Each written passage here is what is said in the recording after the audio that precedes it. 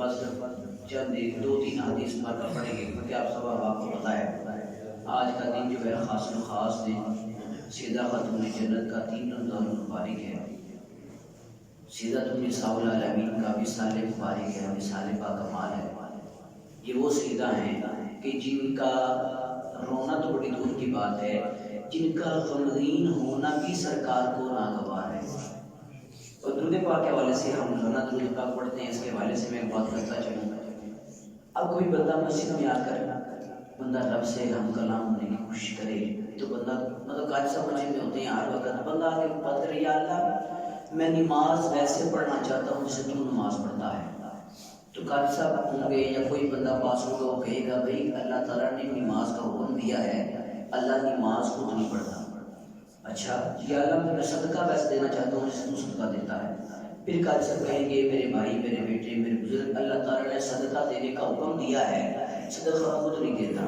یا اللہ میں حج ویسے کرنا چاہتا ہوں، میں جو ہے یوں کہہ لیں میں کوئی بھی کام ایسا کرنا چاہتا ہوں کہ تو بھی کرتا ہوں.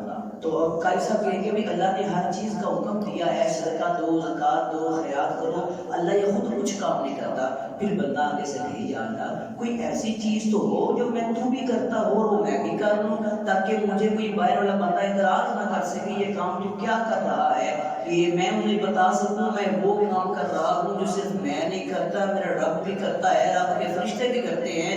پھر اللہ کہتا ہے قرآن پاک کے اندر اللہ نے کہا ارشاد فرمایا، اللہ فرماتا ہے ایک کام ایسا ہے نماز روزہ حج زکوٰۃ ساری چیزیں سائڈ پر کر دو، یہ میں نے اس کا حکم دیا ہے میں کرتا خود کچھ نہیں ہوں، سارے میرے بندے کرتے ہیں، لیکن ایک کام ایسا ہے ایک میرا محبوب ہے ایک میرا حبیب ہے، ان اللہ و ملائکتہ یصلون علی النبی، میں بھی میرے فرشتے بھی اس محبوب پر درود پڑھتے ہیں، ایسا کرو تم بھی میرے محبوب پر درود پاک کر نذرانے پیش کرو. یہ وہ کام ہے، اس لیے ہم روزانہ پڑھتے ہیں. ایک بار کا محبت سے آپ سارے فرما دیں الصلاۃ والسلام علیہ یا سیدی یا رسول اللہ وعلی آلہ وصحبہ یا سیدی یا حبیب اللہ. سیدہ خاتون جنت سلام اللہ علیہا آپ کی ذات مبارک. آپ دیکھیں ہم جتنے لوگ بھی ہیں آپ کی غلامی کا دم بھرتے ہیں، نعرے لگاتے ہیں، غلامی کے دم بھرتے ہیں. کیا ہمیں قرآن و حدیث میں بھی کچھ کی کوئی بات ملتی ہے؟ کیا قرآن نے کوئی تنقید کی ہے یا ہم زبانی صرف یہ نعرے کہہ دیتے ہیں؟ اگر ہم قرآن پڑھ کے دیکھیں تو اللہ کا قرآن واضح اس بات کے اوپر روشن دلیل ہے. وہ کہتا ہے قرآن کے اندر اللہ پاک نے ارشاد فرمایا واعتصموا بحبل اللہ جمیعا، کہ اللہ کی رسی کو مضبوطی سے پکڑ لو. یہ میں نے بھی بیان کرتا تھا مقصد، لیکن میں مقصد کو لے کر آگے جاتا ہوں. اب یہ بات بحبل اللہ جمیعا سے مراد کیا ہے، اللہ کی رسی سے مراد کیا ہے؟ اب ہم نے سن لی. جب میں نے یہ پڑھی تھی تو میرے ذہن میں یہ بات آتی تھی کہ یار وہ اللہ کی رسی کون سی ہے جو ہمیں آسمان سے لمکتی نظر آ رہی ہو، ہم اسے جا کر پکڑ لیں کہ رسی ہم نے پکڑ لی ہم کامیاب ہو گئے ہیں. وہ رسی نہ مجھے نظر آتی ہے نہ آپ کو نظر آتی ہے نہ قاری صاحب کو نظر آتی ہے، رسی کسی کو نظر نہیں آتی. اگر ہمیں نظر نہ آئے یہ ایک علیحدہ بات ہے، لیکن اللہ کے قرآن کا کوئی نہ کوئی مطلب لازمی ہے. پھر جب صحابہ نے قرآن پڑھا واعتصموا بحبل اللہ جمیعا کہ اللہ کی رسی کو مضبوطی سے پکڑ لو، یعنی اس کا عام ترجمہ یہ ہوا جو مضبوطی سے رسی کو پکڑ لے گا وہ کبھی گمراہ نہیں ہوگا. تو اب کیا ہوا، آپس میں مشورہ کیا، آپس میں باہمی مشاورت ہوئی، ڈسکس کیا، لیکن صحابہ میں سے کچھ سمجھ نہ آئے کہ اللہ کی رسی کون سی ہے اس کو ہم پکڑ لیں گے تو ہم گمراہ نہیں ہوں گے. پھر کیا ہوا، پھر اللہ کا قرآن پھر بولا اگر کسی مسئلے کی سمجھ نہ آئے پھر در مصطفیٰ پہ آ جائے. پھر جا کر کہا کا شان نبوت پہ یا سیدی یا رسول اللہ فدا قومی ابھی یا رسول اللہ مسئلہ یہ ہے قرآن یہ کہتا ہے اللہ کی رسی کو مضبوطی سے پکڑ لو، تو یا رسول اللہ سمجھ نہیں آ رہی اللہ کی رسی کون سی ہے جس کو ہم پکڑ لیں گے تو ہم گمراہ نہیں ہوں گے. اللہ پاک نے پیارے حبیب نے ارشاد فرمایا اے میرے صحابہ بس اتنی سی بات ہے کہ اللہ کی رسی کون سی ہے جس کو پکڑو گے تم گمراہ نہیں ہوگے. یہ سمجھ نہیں آ رہا، فرمایا صحابہ یاد رکھنا میں رب کا یار ہو کے اعلان کر رہا ہوں اللہ کی رسی ایک خدا کا قرآن ہے، دوسری مجھ مصطفیٰ کی یاد ہے. اور یہ نہیں قرآن یہ ہمیں کہہ رہا ہے کہ اس کو پکڑ لو تھام لو، پھر ہمیں یہ کہنا پڑے گا. ہم الحمدللہ ہمارے یہ ہدایت یافتہ ہونے پر بڑی دلیل یہ ہے کہ ہم لوگ قرآن کی تعلیمات پر عمل بھی کرتے ہیں اور سرکار کی اہل بیت کی غلامی کا پردہ بھی ہم لوگوں نے گلوں میں ڈالا ہوا ہے، یعنی ان کے بھی ہم لوگ رہے ہیں. قرآن واضح میں کہتا ہے اللہ کا نے ارشاد فرمایا کہ میں تمہارے درمیان دو چیزیں چھوڑ کر جا رہا ہوں، ایک میرا قرآن اور دوسری میری اہل بیت. اور اسی اہل بیت میں سے سیدہ خاتون جنت کیا مقام ہے، بڑا مرتبہ ہے. سیدہ کائنات کا اتنا مرتبہ ہے سیدہ کائنات کا کہ سرکار امام حاکم اس کو نقل فرماتے ہیں، آپ فرماتے ہیں امام الانبیاء کے پاس جب بھی کوئی بندہ آتا وہ آ کر کہتا یا رسول اللہ فداکم ابی یا رسول اللہ، یا رسول اللہ آپ پر میرے ماں باپ قربان جائیں. حتیٰ کہ ابوبکر صدیق کلام کرتے آپ بھی یہی کہتے فداکم ابی، عثمان غنی کلام کرتے آپ بھی فداکم ابی کہہ کے کلام کرتے. جتنے بھی صحابی تھے یا کوئی بھی بندہ سرکار کی بارگاہ میں آتا آ کر یہی کہتا. آج بھی جتنے لوگ ہیں سارے فداکم ابی کہتے ہیں سرکار دو عالم پر. اب دیکھیں محبت کا معاملہ کتنا گہرا ہے جس سے پوری کائنات فداکم ابی کہہ کے کلام کرتی ہے. وہ سرکار دو عالم خود یہ کہہ رہے ہیں کہ یا فاطمہ فداکم ابی، یا فاطمہ اے فاطمہ تجھ پر میرے ماں باپ قربان جائیں. کتنا مرتبہ مقام ہے سیدہ کائنات کا. یعنی پھر یہ اس بات سے پتہ چلتا ہے کہ کیا مرتبہ مقام ہے آپ کا جس کے بارے میں سرکار یہ فرما رہے ہیں تم پر میرے ماں باپ قربان جائیں. اور پھر تین بڑی نسبتیں جو آپ اکثر سنتے آ رہے ہیں علماء سے، اس کے بعد میں دوسری بات ابھی سناؤں گا. تین نسبتیں سننے وہ کیا ہے؟ ہر عورت کو تین نسبتیں ہوتی ہیں. یہ بیٹی کس کی ہے، یہ بیوی کس کی ہے، اور یہ ماں کس کی ہے. اور اب دنیا دار کسی عورت کو یہ ہونا، اب ایک عورت اتنا فخر کرتی ہے میں جناب کسی ایم پی اے کی بیوی یا ایم این اے کی بیوی ہوں یا ایم این اے کی ماں ہوں یا پرائم منسٹر کی بیوی ہوں یا پرائم منسٹر کی ماں ہوں. کتنا فخر ہوتا ہے. دنیا کے لحاظ سے عہدے ہوں تو بڑا بڑا فخر ہوتا ہے. فرمایا کہ زندگی پڑھ کے دیکھو ان سیدہ کائنات کی، اگر وہ بیٹی ہیں تو امام الانبیاء کی بیٹی ہیں، اگر وہ بیوی ہیں تو امام الاولیاء کی بیوی ہیں، اگر دیکھا جائے وہ ماں کس کی ہے تو وہ امام الشہداء کی والدہ ہے. اور فرمایا اتنا مقام کسی کو نہیں ملا. اور پھر فرماتی ہے آپ سنتے آتے ہیں نا علماء سے کہ جو بیٹی ہے یہ گھر والوں کے لیے رحمت ہے، رحمت بن کے آتی ہے. اور یہ بھی ہم قرآن میں پڑھتے ہیں کہ وما ارسلناک الا رحمۃ للعالمین، اللہ تعالیٰ نے ہمارے آقا امام الانبیاء کو تمام جہانوں کے لیے رحمت بنا کر بھیجا ہے. تو بات یہاں پر سمجھنے والی یہ ہے کہ ہمارے آقا یعنی امام الانبیاء جو رحمت للعالمین ہیں، تمام جہانوں کے لیے رحمت ہیں، تمام جہانوں کے جو رحمت للعالمین ہیں ان کے گھر کی رحمت کا نام فاطمہ الزہرا ہے. یعنی اتنا مرتبہ مقام سیدہ کائنات کا. اور پھر آپ کی حدیث مبارکہ کے حوالے سے وہ کیا ہے؟ پھر حضرت جابر بن عبداللہ فرماتے ہیں قال رسول اللہ صلی اللہ علیہ وسلم انما سمیت بنتی فاطمہ لان اللہ فاطمہ محبها علی النار. کیا فرماتے ہیں؟ یہ ترمذی شریف کی حدیث مبارکہ ہے. حضرت جابر بن عبداللہ فرماتے ہیں، بیان کرتے ہیں حضور نبی کریم صلی اللہ علیہ وآلہ وسلم نے ارشاد فرمایا. کیا فرماتے ہیں؟ بے شک میں نے اپنی بیٹی کا نام فاطمہ رکھا ہے. کیوں رکھا ہے؟ اب یہ وجہ بھی سرکار نے فرما دی.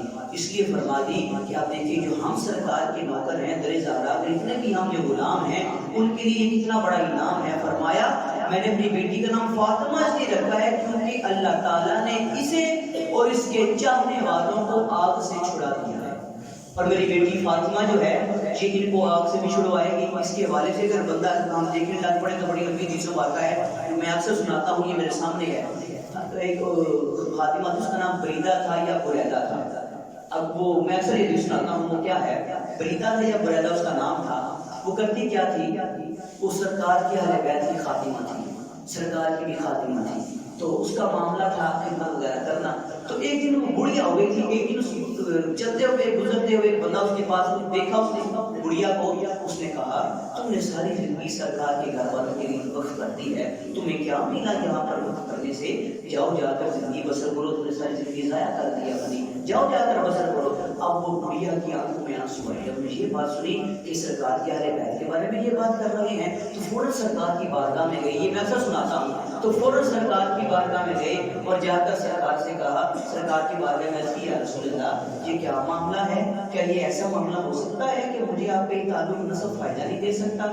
تو آقا نے جب یہ بات سنی تو آقا فٹافٹ اپنی پسند سے اٹھے. تو یہاں تک اس بات میں بات ہے کہ آپ کی چادر مبارک جو ہے، کملی مبارک جو ہے، وہ زمین پر رگڑتی ہوئی گئی. تو آپ مسجد میں گئے، جا کر آپ نے کہا کہ اے صحابہ من انا، میں کون ہوں؟ 3 مرتبہ آپ نے یہ ارشاد فرمایا. پھر آپ کہتے ہیں کتنا بدبخت وہ انسان ہے جو یہ سمجھتا ہے کہ میرا تعلق اسے فائدہ نہیں دے سکتا.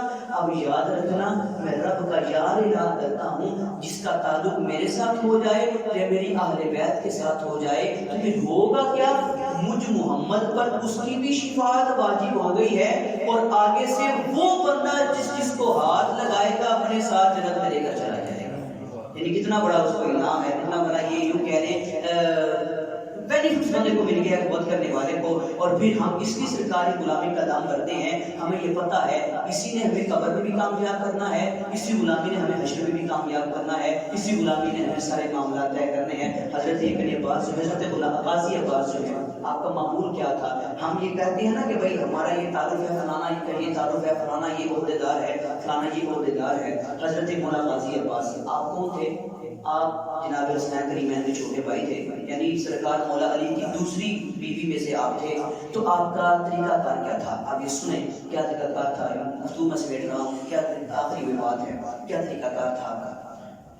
جب بھی آپ باہر نکلتے کوئی بندہ بھی آپ سے پوچھتا جناب آپ کا تعارف کیا ہے، تو آپ کبھی بھی یہ نہ کہتے میرا نام عباس ہے، میرا نام عباس ہے، میں علی کا بیٹا ہوں، میں جناب حسین کریمین کا چھوٹا بھائی ہوں. کبھی آپ تعارف نہ کراتے.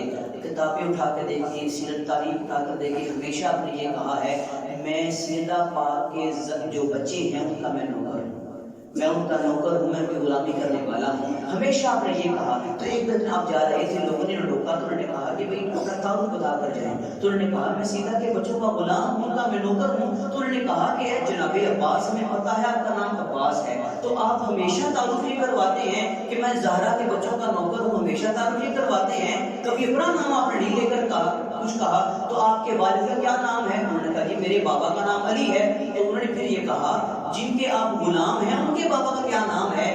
غازی عباس کہتے ہیں کہ ان کے بابا کا نام بھی جو ہے علی ہے. تو پھر آگے سے سوال کرنے والے نے کہا آپ اپنا تعارف یہ کرایا کریں میں علی کا بیٹا ہوں، حسین کریمین کا چھوٹا بھائی ہوں. تو آگے سے آپ نے کیا الفاظ کہے؟ آپ کہتے ہیں کہ ہاں تم لوگوں کی نظر جو ہے ہمارے والد کے اوپر ہے، یعنی مولا علی کے اوپر ہے.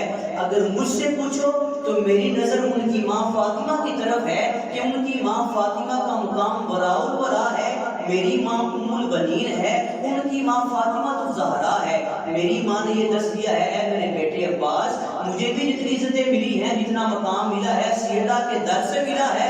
اگر تو بھی کچھ چاہتا ہے تو ان کے در کی غلامی کر لے. تو کہتے ہیں کہ سیدہ کائنات کی جو پاؤں مبارک ہیں ان کے ساتھ جو نالین مبارک ہے، جو جوتا مبارک ہے، اس کے ساتھ جو لگنے والی مٹی ہے، اس کے ذرات جو ہیں، اس سے اڑنے والی جو خاک ہے، غازی عباس کہتے ہیں میری ماں ام البنین اس کی برابری بھی نہیں کر سکتی. سیدہ کی ذات وراء الورا ہے. اس لیے میں نے آج تک اپنا تعارف یہ بتایا ہے کہ میں سرکار کی اہل بیت کا نوکر ہوں. تو ہم بھی یہی تعارف کرواتے ہیں لوگوں کو، کیونکہ اس سے میرا بار ہے، ٹائم کافی اوپر ہو گیا. اللہ کی بات ہم یہ دعا کہ اللہ تعالیٰ ہمیں سرکار کی اہل بیت کا صحیح معنوں میں نوکر غلامی کرنے کی توفیق عطا فرمائے.